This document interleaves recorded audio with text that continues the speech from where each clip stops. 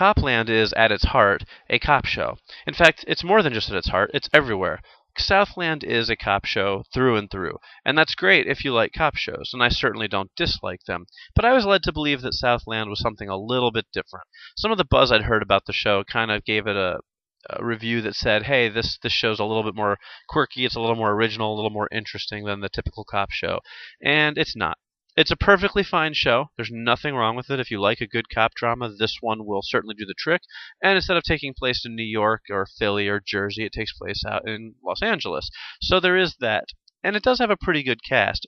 But overall, at the end of the day, it was just another cop procedural with a little bit of character drama thrown in. And while that's certainly great for people who like those kinds of shows, it's not really what I happen to be into right at the moment. So I can't say that this one bowled me over. I didn't dislike it in any way. It's not a bad show at all. It just really wasn't what I was looking for from a show right at the moment.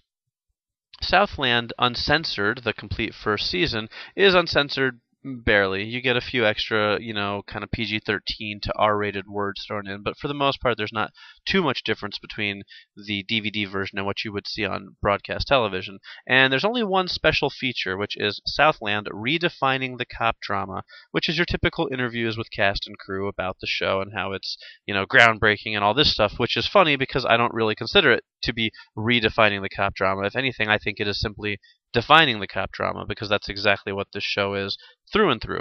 But again, that being said, good cast, solid storylines. If you like a good cop show that might be set in a slightly different locale than the usual one, Southland is worth checking out, especially since it's been being brought back for another season on TNT.